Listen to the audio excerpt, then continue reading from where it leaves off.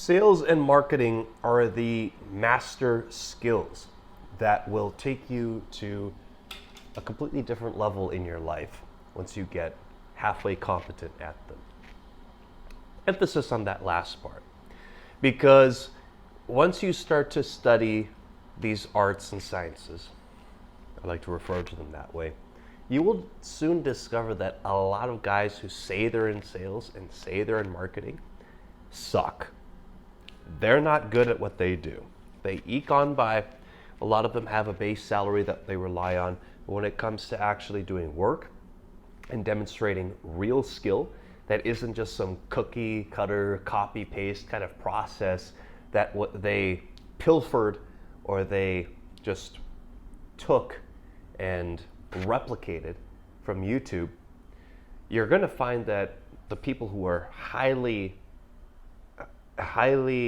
skilled and true experts at these crafts are few and far between, which is why they get paid the money that they do. You know, growing up, I did not have much exposure to big money. Now, don't get me wrong, my family, we did okay. We were never in a bad spot. We were never fighting over money or anything of that sort. But now I'm here in Istanbul, in Turkey, and full transparency, this is my buddy's place, right? I'm not gonna flex and pretend that this is my apartment or anything like that. But notwithstanding, prior to being here, I was going from one country in Europe to another. I went to Romania, to Poland, to Belarus, to Germany, Italy. I was in Austria, and it was a great time. That would not have been possible unless I knew my stuff when it comes to sales and marketing. Because the beautiful opportunity that we have nowadays in 2025 is that we can do this all on our computer. And in fact, a lot of it can even be done right on here, on the phone. These activities of having conversations, booking meetings in, tended to be only doable if you had an entire setup in an office up until recently. But now, excuse me, I'm a bit sick. Now with the revolution that is the internet, we have the opportunity to go out there and just create our own business on our own. And people throw that entire term around so much, but what does it actually mean? What's a business? If you break it down, very simply, it means that money is coming in. But if we just put a process on top of that, it can be broken down into three areas, which is marketing, sales, and fulfillment. Marketing means that you're getting the message out there, that people hear about what you've got to offer, or they at least are open to the idea of discussing an important problem that's going on for them, whether it's that they want to lose weight, whether it's that they want to start their own business, or they're already in business, they're not getting enough leads, they are having some issues with their accounting, they are trying to hire and keep good people. These are all issues that are very, very costly to businesses, and so as a result, they're willing to pay good money for people to come in and competently solve them. And that can be done now over the internet. And so when it comes to that marketing segment, you have to drum up business somehow. The beautiful thing is we have so many different avenues available to us. But the main one that so many people overlook and kind of scares them is the idea of picking up the phone and just reaching out. Just, dialing a whole bunch of people, 50, 100, 150, and then arranging a meeting. It can be that simple. You have to figure out how you can get in front of the right person who's got money and who can make a decision in regards to hiring you or your team or someone you know to go in and solve their problem. So that marketing segment is the very first step. And when you really take away all the fluff and all the entrepreneur corn, as they say, it's not very glamorous at all. It's boring. It's discouraging to get rejected or to be spending so much time calling people, sending out messages, sending out emails, and not getting any responses. And if you do get responses, it's people who tell you to do some not so nice things. They are not interested in speaking to you. But if you persist, which again, most people cannot do, they don't want to, they don't have the patience for it, and they don't have the courage to actually get on the phone and speak to another human being in 2025, then that's when things start to move in your favor. You get those meetings booked in, and you're probably not going to close a lot of them. That's the next step. You thought that booking those meetings is already difficult? Well, the next step is getting those people to actually pay you money if they show up to the meeting at all. Okay, cool. So you've got this mountain to climb. Are you discouraged yet? If you're not, then you're probably a real crazy person like me, and you're willing to go through something that's so difficult. Oh, picking up the phone, sending out some emails, doing that for 2 weeks, a month, 2 months, and just trudging through all that slime and that mud to finally pull something out of the ether. You're hanging out on your buddy's couch here, or you're in your mom's basement, wherever you are. You might already be further along. You're already chilling down in Mexico on the beach. Whatever it may be, the work doesn't change. You're still having to get your message out to people, to a specific subset of people who have that problem in some way, shape, or form. You could put money behind it too, of course. A lot of people are afraid of risking their $500, $1,000, $2,000 on Facebook or Instagram or what have you.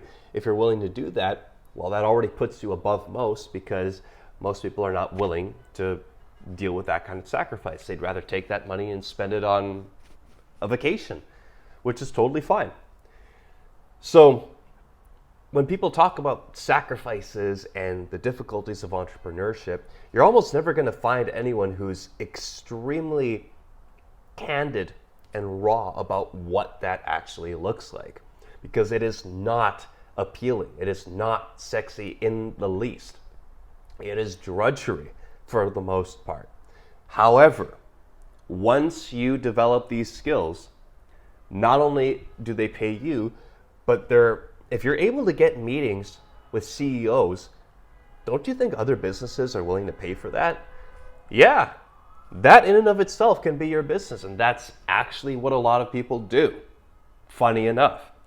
You know, I met a couple of guys a few years ago when I was in Mexico, and they were younger than me. One Australian guy, one guy from, I think, North Carolina.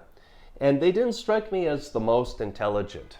And if you guys are watching this, no offense to you, you're obviously very smart guys, because you knew stuff that I didn't.